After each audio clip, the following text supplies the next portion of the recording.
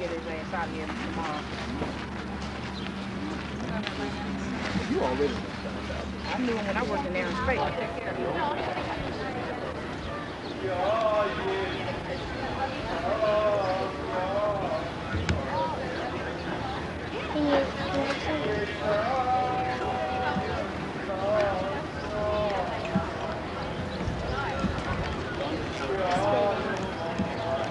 Is it lemon?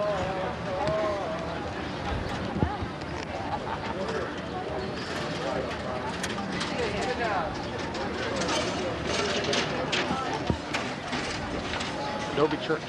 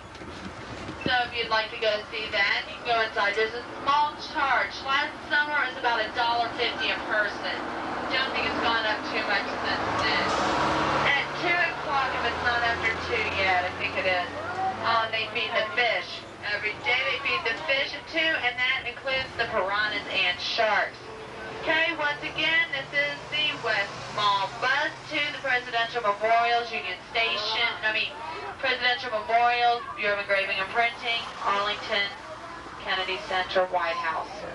If you want to go to Union Station, U.S. Capitol, paddle boats there. If you'd like to go do those, they're like $7.50 for an hour for 2 people. Okay, the Bureau of Engraving and Printing, they print up the paper money, such as the ones 5s, 10s, 20s, 50s, and 100s. They used to print up the $500, $1,000, and $10,000 bills, but for security reasons, and basically. So if you're interested in that tour, I suggest you get here around 9 o'clock to be able to guarantee you can get on a tour. Bureau of Engraving and Printing also prints up the postage stamps, Military Academy diplomas, the stamps, Washington White House invitations, and Purple Heart certificates. The average lifespan of the $1 bill is about 18 months, and they take it out of circulation and destroy it. And they print about 140 billion notes, or dollars combined a year. Okay, to your right is the reflecting pool for the Potomac River, and it's also the location for the Jefferson Memorial. The Potomac, the tidal basin is used to help control the flooding of the Potomac, and it was a man-made area of water developed by the United States Army. Thomas Jefferson was our first Secretary of State, our second Vice President, and our third President. He wrote the Declaration of Independence, established the University of Virginia in Charlottesville, and he also designed most of its original buildings. He invented the wire coat hanger, the swivel chair, the double automatic doors, and also the thumbtack. And when he was Secretary of State, he went overseas quite frequently, and he introduced several very important things culture, such as ice cream, macaroni and cheese, potato chips, french fries, and French toast. The memorial's off to your right-hand side. There are 55 columns that surround this memorial that represent the signers of the Declaration of Independence. The 56th signer is represented by the 19-foot tall statue of Thomas Jefferson inside. The building was designed by John Russell Poe, and it was dedicated in 1943. Okay, we're approaching our stop at the Jefferson Memorial. There are restrooms inside a bookstore. And also, this refreshment stand usually has the shortest line in Washington, D.C. Okay, we're approaching our stop. Everybody should get off here to go pay tribute to Thomas Jefferson. He was a very important man in American history.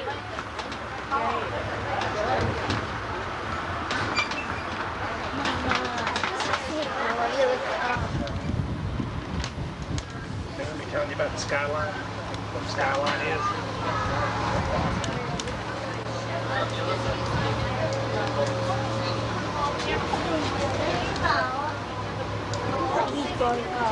Which one? The biggest one.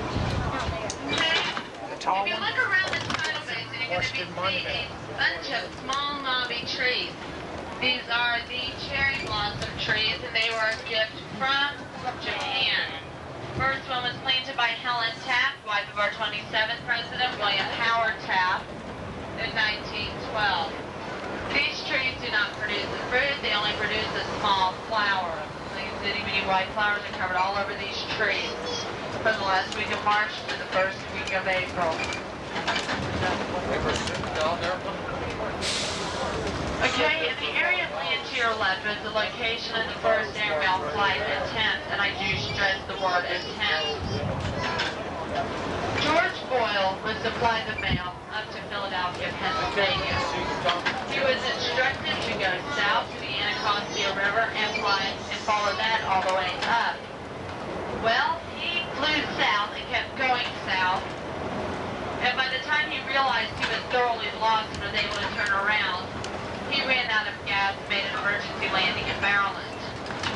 Well, a few days later, they sent a veterans pilot on with him and had the veteran pilot fly with him all the way up to Annapolis. Then the veterans pilot said, keep the Chesapeake Bay on your left. Well, he got lost again, and he followed the Atlantic Ocean instead. To say the least, he did not make the mail to Philadelphia. It was taken by train. And this was brought about by the Army and the Post Office, and they got in a huge argument on who was going to pay him.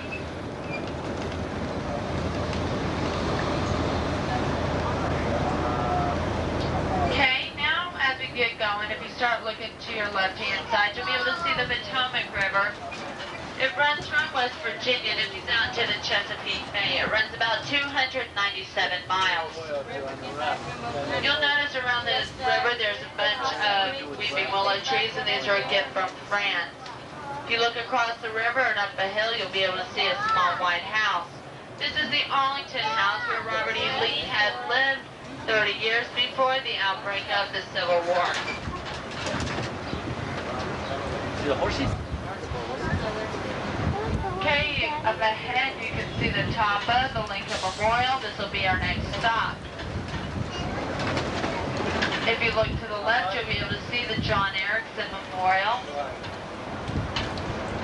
He was the inventor of the Monitor and the screw propeller.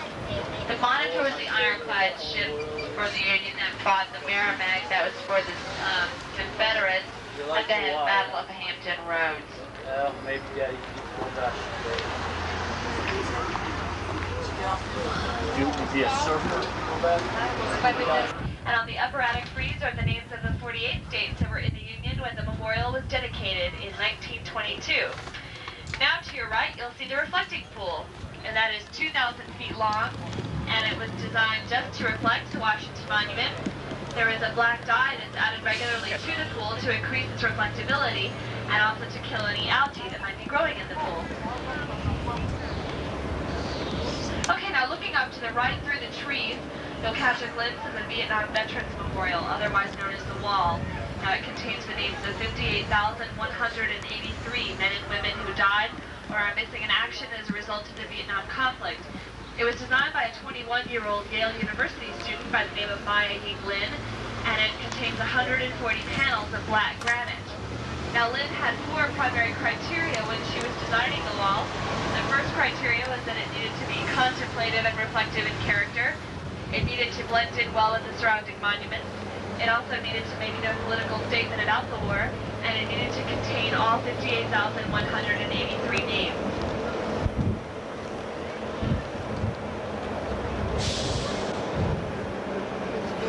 Now looking up to your left, you may catch a glimpse of the statue of Albert Einstein. He's directly on the other side of the 25-mile-per-hour sign that you see off to the left. It's a brown statue, and the figure is sitting on the grounds of the National Academy of Sciences, which is now to your left. And this is a research-based organization. They turn all of their findings over to the federal government. And the next building that we're going to be passing on your left is the White Marble Building just up ahead. This is a Federal Reserve building, and the Federal Reserve determines the amount of money that is in circulation at any given time in the United States.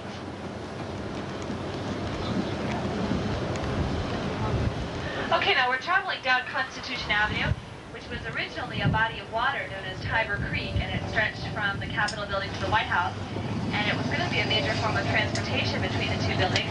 However, in the 1800s, Tiber Creek became too polluted, so they needed to pave it over, and at that time it was called Main Street, and the name was eventually changed to Constitution Avenue. Now, Tiber Creek still runs underneath Constitution Avenue as part of the sewer system. Now, the Department of the Interior is now to your left, and included in the Department of the Interior are such things as the National Park Service, of which Touramobile is affiliated. And now to your right is Constitution Gardens. Constitution Gardens is 42 acres of land, in the middle of which there's a pond, and in the middle of the pond there's an island, and on the island there is a memorial to the 56 signers of the Declaration of Independence. Now we're getting ready on your left to pass by the statue of Jose Ortigas. Jose Ortigas was the liberator of Uruguay.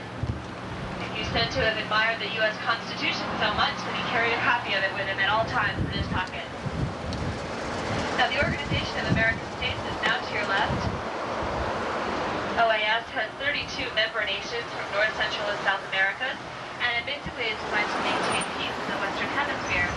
Now this little stone building that's now to your right on the corner, this is the original lockkeeper's house when Tiber Creek was Tiber Creek.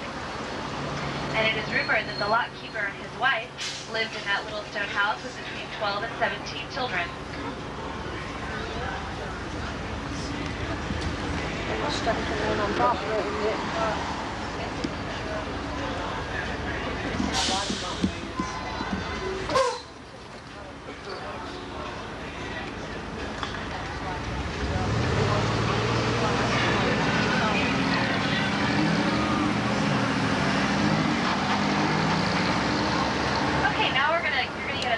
The Organization of American States. There are 3 arches in the front of the building that you can see, and those represent North, Central, and South Americas.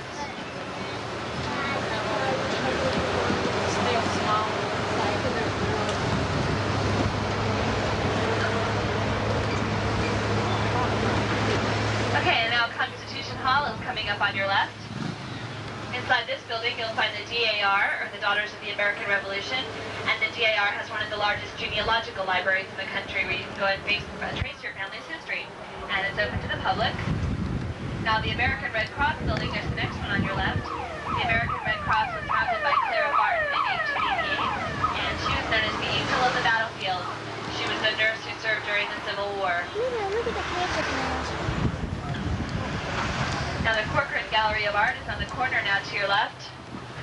And pretty soon through the trees, you'll also be able to see to your left the old executive building. And that's the gray building with the green tile roof that's under construction. The old executive building now houses the administrative offices where the president, vice president, and the president also conducts press conferences there as well. Now as soon as we get past these trees, to your left will be a beautiful view of the White House for those of you with cameras.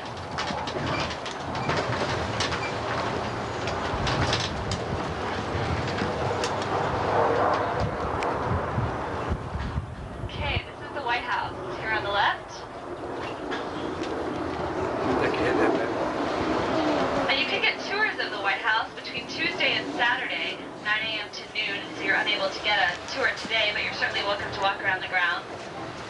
And what you'll do is you'll line up on those bleachers where the blue tents are off to the right.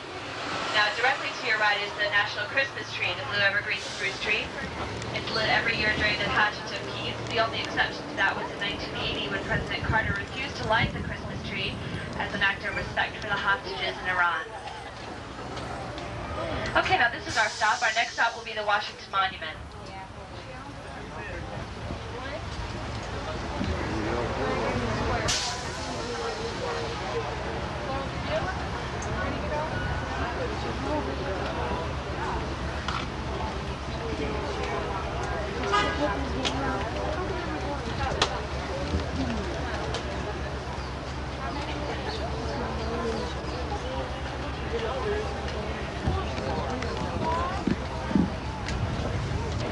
They had to stop construction because they ran out of money, and also tensions between the North and the South led to the Civil War.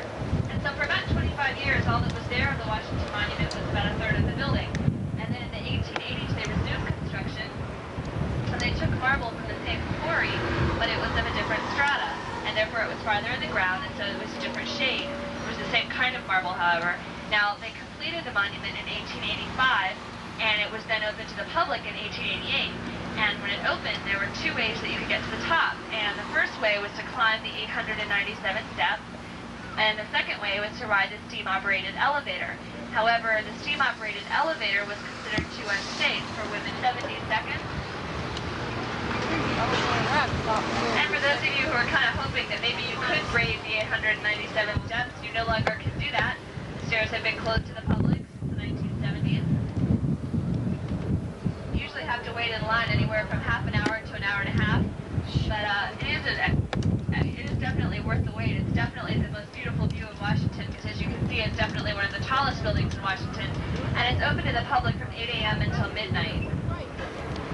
Okay, now we're pulling up to the East Mall sign. For those of you who want to be headed westbound, you just need to go to the sign directly behind us that says West Mall, and that'll take you to your destination. And our next stop will be the Arts and Industries building. All three of those buildings are now part of the Department of Agriculture, and that was founded in 1863 under Abraham Lincoln. Now this white building is the only, indicates that the only federal department building that's actually on the National Mall. Now the next few buildings we're going to be passing as soon as we get by this one are all part of the Smithsonian Institution, and many people think that the Smithsonian is just one building, when in fact the Smithsonian consists of approximately 15 buildings here in Washington, and the only one that we don't take you by on tour mobile is the National Zoo, which is up in Northwest Washington. The Smithsonian also includes a couple other museums, including one that's in New York City. Now, the Smithsonian Institution was made possible through funds given by a man by the name of James Smithson. And James Smithson was not an American. He was the illegitimate son of the Duke of Northumberland, and he was a rather vain man. He was a scientist, and it, needless to say, upset him that he was not able to, he was the illegitimate son of this man because he was unable to inherit his father's title. And so he decided he would take his money, which was approximately $500,000, and invest it elsewhere so that he could have something named after him after his death. And so in his will, he specifically indicated that he wanted this money to go to his nephew, and if his nephew were to die without heirs, then all of this money would come to the United States. And this was kind of unusual because James Smithson never visited the United States while he was alive. Now, while he was alive is an important note. You see, while he was alive, he was a very well-traveled man all throughout Europe and a very well-read man, and he had simply heard a great deal about the United States and really respected its revolutionary spirit. And so, in fact, all of the money did go to his nephew, and then his nephew did die without heirs, and so all $500,000 came to the United States and provided the foundation for the Smithsonian Institution. Now, the Smithsonian also helps to finance events like the one that's going on to your left. This is the American Folklife Festival, and that will be going on until early July, so you're welcome to take a look at that while you're in Washington. Now, the first Smithsonian building is the Freer Gallery here to your right, and that unfortunately is closed until next year for renovation. It houses Far Eastern art. But the dome-like structure here that's now also to your right, this marks the entrance to 3 underground museums, including the African Art Museum, And the very next museum that you're going to see on your right, this is known affectionately as the Castle, this red brick building. And this is probably the most famous Smithsonian building. It was the first museum. And now it houses just administrative offices. It also has information booths and a couple movie screens for those of you who would like to learn more about the Smithsonian. Now, directly inside the main entrance, which you'll be seeing pretty soon on your right, there is, directly to the left of the front door, is the crypt of James Smithson. Because remember, I said he never visited the United States while he was alive. But after his death, they went ahead and brought his remains back to the United States and reinterred them here at the castle. Now, the Arts and Industries building is here on our right. That has all of the exhibits from our nation's centennial in 1876 in Philadelphia. And our next stop will be the Air and Space Museum.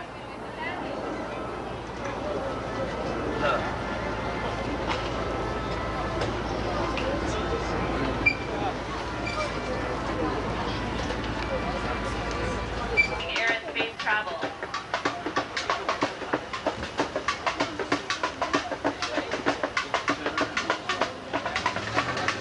Here you can also see our local museum in front of the Capitol, and that's some of you listeners as Grant. Grant was our 18th president and also the Union General during the Civil War. Now, to the right of the Capitol Dome is where the House of Representatives meets, and to the left of the dome is where the Senate meets. And you'll notice that there's a flagpole on top of each wing.